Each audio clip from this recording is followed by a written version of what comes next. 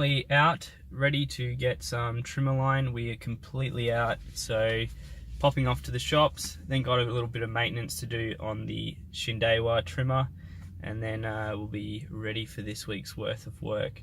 It's a sunny day today, as we can see,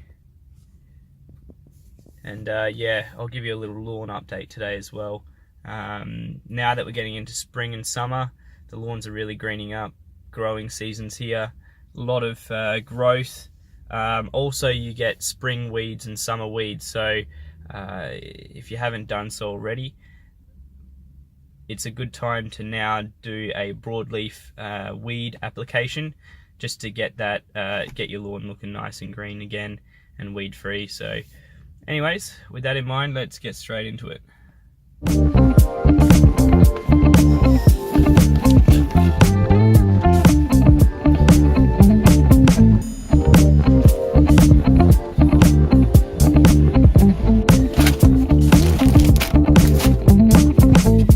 So I've currently been using this trimmer line.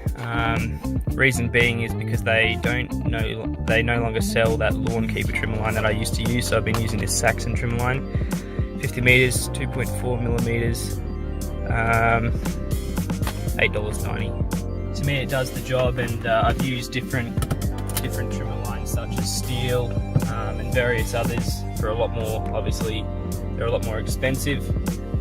But I don't really notice too much of a difference, and that's why I just stick with the cheap trimmer line. It does the job and lasts pretty much just as long, so you're having good results with that, so you can save yourself a little bit of money here and there.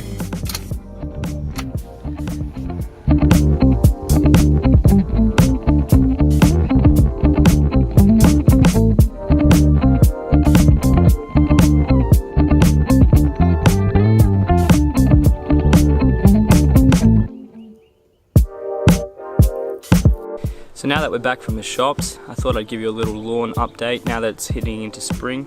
The lawn's looking really nice, weed free at the moment, so I'm going to give you a tip about how we can get the lawn weed free this summer if you're in the southern hemisphere, or perhaps if you're in the northern hemisphere for next year's summer. So without further ado, let's get straight into the video.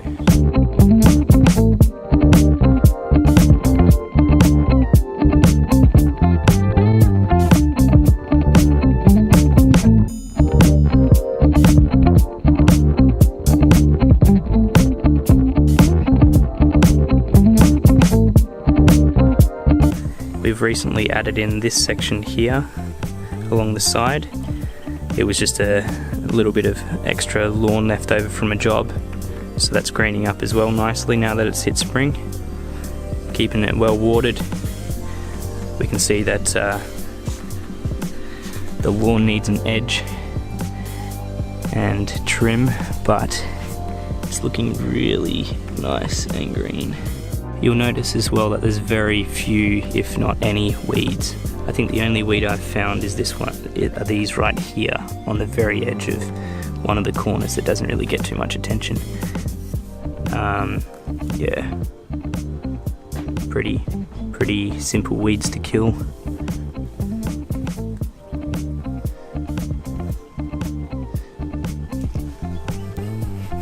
The product I currently use to spray weeds is found in my toolbox, Cutlass M herbicide.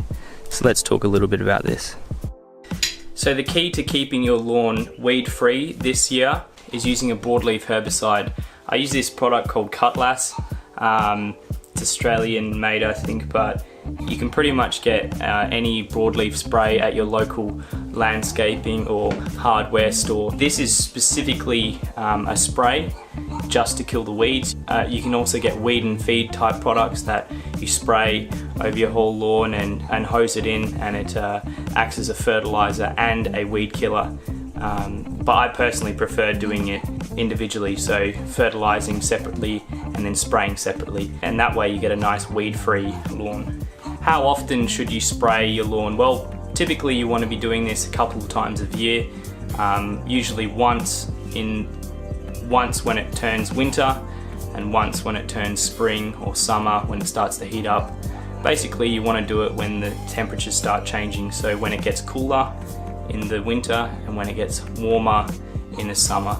We have weeds come throughout the whole year, which is why it's important to get the 2 applications in, because the winter weeds and the summer weeds sprout obviously at different times based on the temperature. So it's important to get those couple of sprays in. As for a sprayer, I use any old sprayer. This is a Nylex 5-litre sprayer. I use a fan tip sprayer head, just gets it nice and even when spraying. And with products such as Cutlass and different products that you buy, I personally spray over the whole lot, depending on how big the area is. Some like to spray just where you can see weeds, but then they'll continue to pop up throughout the spring. So for myself in particular, I've got a smaller lawn, so I spray over the whole lot and it kills all the weeds, as you can see from the videos before. And for spraying lawn, selective herbicides, again I go for the fan tip over the nozzles like these, where it's just if it focuses,